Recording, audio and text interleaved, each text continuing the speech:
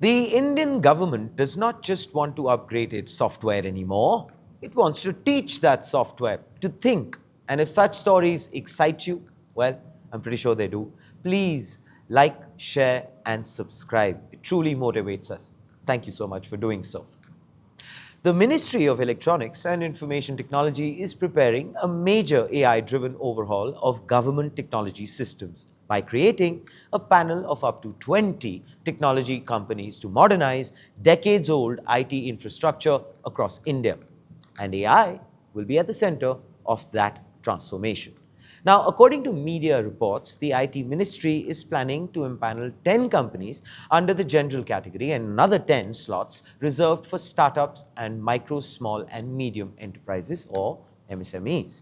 The empaneled firms will become eligible to execute technology modernization projects for central ministries, state governments, public sector undertakings and other government organizations.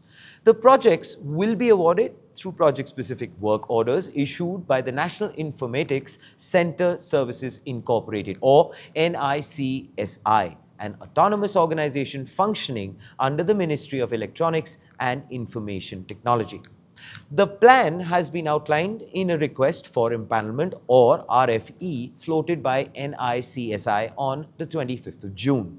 The empanelment is proposed for an initial period of 3 years with the option of extending it by another 2 years depending on performance, of course.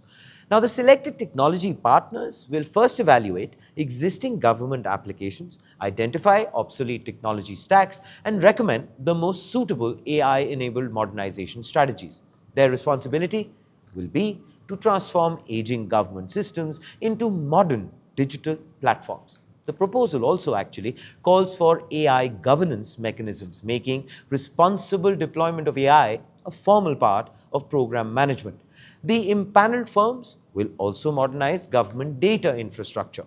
That includes implementing data lakes, data warehouses, and other modern data management systems capable of supporting AI-driven governance. Now, once the panel is constituted, departments will no longer need to conduct a fresh procurement process for every individual project. Instead, they can directly issue project-specific work orders under a pre-approved rate contract. Now, the selection process will include eligibility screening, technical evaluation, detailed presentations, and financial evaluation. Now, only companies demonstrating strong technological expertise will qualify for empanelment. And here, of course, is the front page take. Now, governments around the world are racing to modernize the technology running public administration itself.